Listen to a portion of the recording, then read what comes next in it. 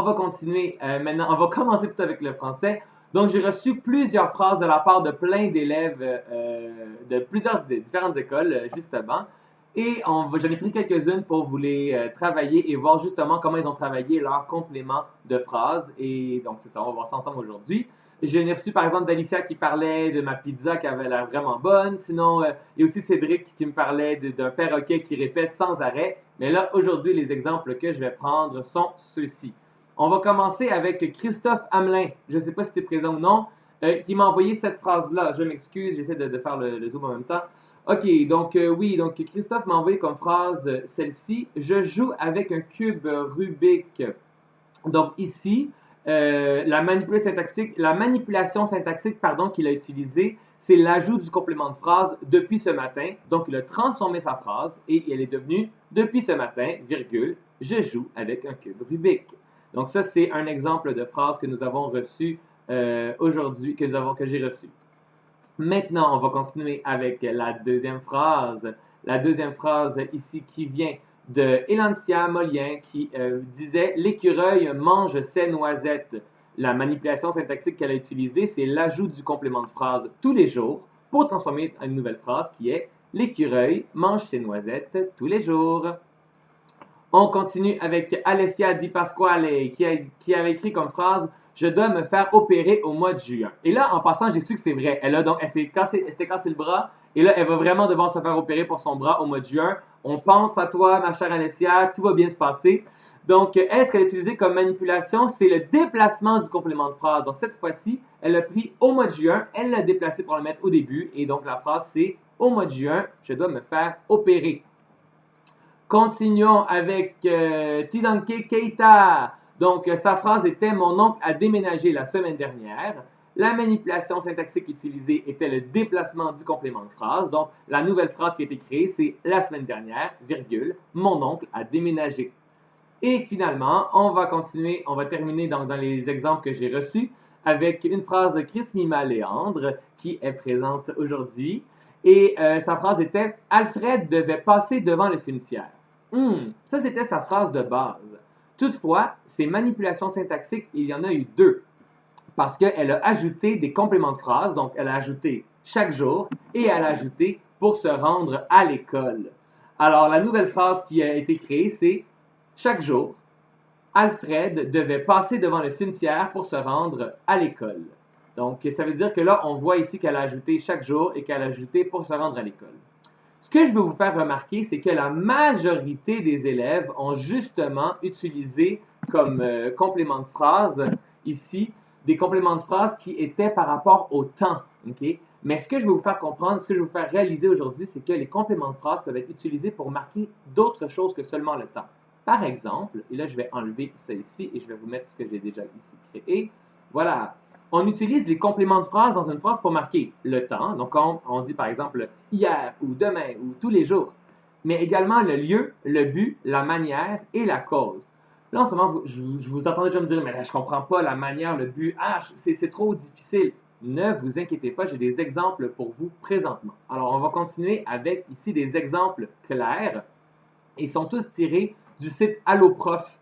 Donc, c'est un site que vous connaissez probablement, un site dans lequel vous pouvez justement aller poser des questions si vous avez des interrogations par rapport à des leçons ou à des devoirs. J'ai justement pris ici 5 de leurs exemples pour travailler les compléments de phrases. Alors, ici, dans la première phrase, hier, j'ai célébré mon anniversaire. Donc, malheureusement, non, ce n'était pas mon anniversaire hier, mais j'ai célébré quand même parce que j'étais avec vous.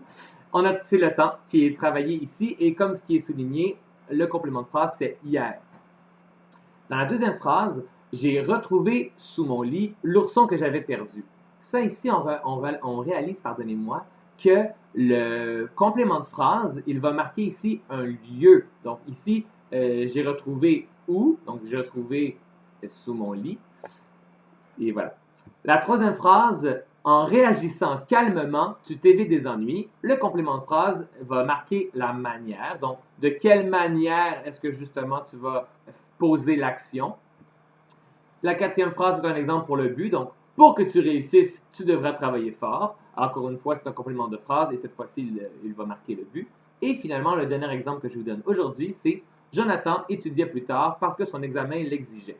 ici, le complément le complément de phrase, voilà, c'est parce que son examen l'exigeait. Donc, c'est un complément de phrase qui marque la cause. Super. Donc, ça, c'était les exemples que je voulais vous travailler pour aujourd'hui. C'était donc un petit approfondissement de ce qu'on a vu hier, là, cette fois-ci avec d'autres exemples. Maintenant, le devoir du jour. Alors, là, ici, il est déjà écrit en blanc, tout apparaît clairement, OK? Alors, je suis certain que ça va bien se passer cette fois-ci pour pouvoir prendre en note les devoirs. Donc, ce que je vais vous demander aujourd'hui, c'est donc pour vendredi de préférence, hein, si vous voulez qu'on puisse avoir le temps de les lire et même peut-être les retravailler, on aimerait ça que vous puissiez nous écrire un court paragraphe de description sur toi en utilisant des phrases déclaratives. Donc, là en ce moment, on a vu les phrases déclaratives, on a vu les constituants, donc on a vu ceux qui étaient obligatoires, comme le sujet et le prédicat, et on a vu également ceux qui étaient facultatifs, comme le complément de phrase. Ce que je vais vous demander de faire aujourd'hui, donc comme devoir, c'est d'écrire un court paragraphe de description sur toi en utilisant donc des phrases déclaratives et tu vas devoir décrire ta personnalité, évidemment. Donc, on veut que on puisse découvrir à qui tu es finalement au lieu avec ta personnalité. On veut que tu nommes tes goûts, donc ce que tu aimes, ce que tu n'aimes pas en général. On veut que tu nous parles d'un souvenir de ton primaire, autre que la pandémie, s'il vous plaît, parce que j'ose croire que rendu au 3e cycle, vous avez des souvenirs plus intéressants et plus diversifiés que juste votre pandémie actuelle. Et on aimerait également que vous nous confiez un rêve que tu pourrais avoir pour ton futur. Donc, ce que tu aimerais faire peut-être plus tard ou des rêves que tu aimerais réaliser, pas nécessairement au niveau en tant que travail, mais peut-être c'est en tant que plan, quelque chose que tu aimerais faire. Et finalement, on veut, donc c'est un peu sous la forme d'un album de finissant. Donc, imagine que c'est un album de finissant, puis qu'en dessous de ta photo, il y a un texte pour te décrire. Donc, c'est ce genre de texte, de paragraphe qu'on veut que tu écrives pour nous. Donc, c'est un paragraphe de 6 à 10 phrases. Donc, entre 6 à 10, ça veut dire que tu as le droit d'avoir 6, 7, 8, 9 ou 10 phrases.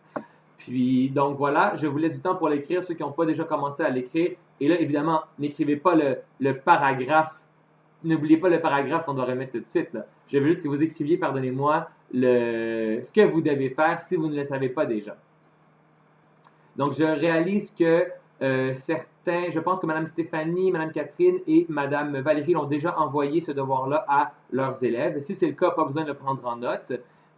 Pour ce qui est de mes élèves, je vais le copier sur ClassCraft pour pouvoir leur envoyer. Toutefois, si jamais vous n'avez pas reçu, si vous n'avez pas ClassCraft ou si je ne suis pas votre enseignant ou vous n'allez pas à Jules Verne, eh bien dans ce cas-là, vous allez pouvoir justement, j'ai un blanc parce que je viens de voir un message qui a été écrit. Alors, vous allez pouvoir l'écrire en note, vous allez pouvoir le prendre en note maintenant. Wouh! OK. OK, on continue. Alors là, je viens d'avoir un message de Mme Marilou qui me disait que sa capsule en mathématiques a été envoyée. Alors, je vais essayer d'aller faire tout ça en même temps, voir si je suis capable de le faire. On va l'apprendre en même temps si je suis apte à faire plusieurs choses.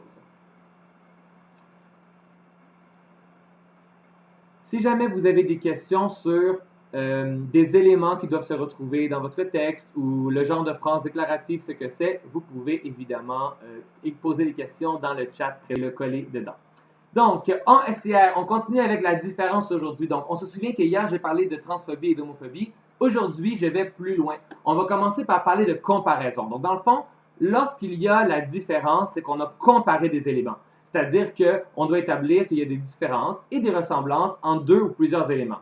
C'est toujours quand on se demande des questions comme ce qui est pareil et ce qui est pas pareil que justement on arrive à trouver les différences. Les différences, ça peut avoir différentes issues. C'est-à-dire que je sais que Mme Marilou me parlait des élèves qui font du sport. Et souvent, quand on fait du sport, il y a des gens qui sont beaucoup plus forts à l'attaque, qui vont être là, qui vont être vraiment bons pour déjouer puis être à l'attaque, alors que d'autres élèves sont vraiment plus forts pour défendre, donc à la défense, et que justement, ces deux forces-là qui sont différentes, bien, ça fait qu'une équipe est beaucoup plus forte qu'un des joueurs des deux côtés qui sont aussi forts l'un que l'autre en défense et en attaque. Aussi, une autre richesse qu'on peut avoir de la différence, c'est par exemple aujourd'hui, là, OK, qui ici écoute du rap? Qui ici écoute, par exemple, Nicki Minaj? Je vais prendre Nicki Minaj parce que j'ai une affection particulière pour elle, mais dans le sens que si on réalise que les styles musicaux d'aujourd'hui sont justement des mix de plusieurs styles musicaux qui ont été créés avant. De plus, ce sont souvent des styles qui viennent de d'autres endroits dans le monde. Donc, il y a vraiment une mixité et c'est ce qui crée aujourd'hui le son plus populaire actuel. Quand on pense maintenant au reggaeton, okay, qui est plus le pop reggaeton en fait, là, qui est plus connu actuellement, eh bien, on s'entend que c'est de la musique latine qui est mise avec de la musique nord-américaine qui est mixée ensemble. Et donc, des fois, il va y avoir plusieurs langues. Il va y avoir du français, il va y avoir de l'anglais, il va y avoir de l'espagnol dans les chansons. Donc, je pense que justement, on réalise que c'est toutes ces différences-là qui, mises ensemble, créent des chansons et créent un style musical beaucoup plus intéressant. Aussi, une autre richesse, et là je pense qu'une richesse que plusieurs d'entre vous pouvez comprendre, ok? Et c'est ce que j'aime souvent dire, c'est qu'une des plus belles richesses qu'on a de la différence, je pense que c'est moi. Là, quand je dis tout le monde, comme, ok, mais François, t'es pas si différent. Non, mais je suis issu de la différence. Mon père est né ici, au Canada, au Québec, au Canada. C'est un homme caucasien qui est blanc. Et ma mère, elle est égyptienne. Donc oui, elle est née en Égypte. Et si mon père et ma mère n'avaient pas été ouverts à la différence, ils ne se seraient jamais parlé, ils ne se seraient jamais rencontrés, ils ne seraient jamais tombés amoureux et ils n'auraient jamais fait un superbe enfant comme moi. Donc, et aujourd'hui, vous ne seriez pas en train d'avoir un cours à la maison en ligne sur YouTube, vous seriez sûrement en train de genre jouer dehors ou de... Mais non, mais je vous jure que c'est positif là, que je sois présent là, quand même. Là. Donc, oui, la différence, des fois, ça peut justement enrichir. Donc, par exemple, la plupart d'entre vous, je pense que vous êtes issus de plusieurs origines différentes. Ou sinon, vous êtes issus de différentes origines, mais vous vivez quand même ici à Montréal, qui est un beau mélange, une belle salade remplie de couleurs, un bel arc-en-ciel, comme on dit. Hein? Donc, ça va bien aller à Montréal parce qu'on est justement un bel arc-en-ciel de plein de nationalités. Par contre, la différence peut également parfois créer des conflits. Et c'est ça aussi qu'il faut être conscient.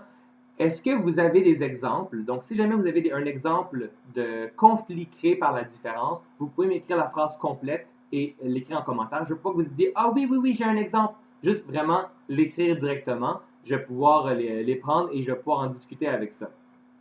Sinon, un autre type... Donc, sinon, au niveau des conflits, malheureusement, il y a beaucoup de pays qui sont en guerre parce qu'ils ont des préjugés ou ils ont des perceptions par rapport à un pays ou à un autre liées à des différences. On entend des fois à cause des différences des religions, des fois c'est des différences au niveau de la langue, mais la différence dans un même pays, à Montréal par exemple, exactement, j'aime bien l'exemple de Hassan qui a parlé du racisme et c'est justement vers là que je m'en allais.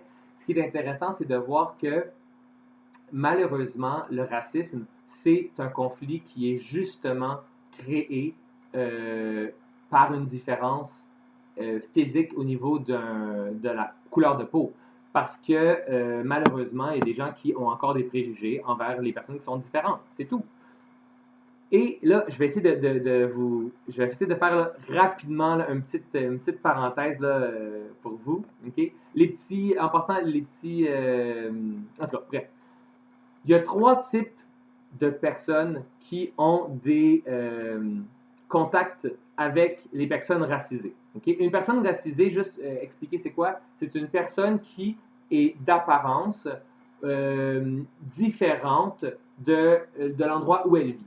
Okay? C'est-à-dire que, et là, en ce moment, je suis très bien placé pour dire que je considère que Montréal est un endroit où les gens ont toutes les couleurs et c'est normal. Okay? Par contre, malgré tout, les gens qui sont, par exemple, qui ont le teint basané ou les cheveux crépus, par exemple, les gens de différentes origines ethniques, autres que caucasiennes, sont des minorités visibles. C'est-à-dire que visiblement, quand on les regarde, on voit qu'ils sont différents. Okay? Toutefois, cette différence-là, okay, ce n'est pas quelque chose qui est négatif. Et là, en passant, je m'excuse, mais je vois beaucoup d'élèves en train d'avoir des conversations entre eux. Je veux qu'on arrête d'avoir des discussions entre vous et que je vous rappelle que vous devez seulement écrire si c'est une question par rapport à moi, parce que c'est justement ça qui créait les problèmes d'Internet. Donc, c'est ça. Là, excusez-moi, j'ai comme perdu où est-ce que j'étais rendu, là, parce que justement, j'avais besoin de ça.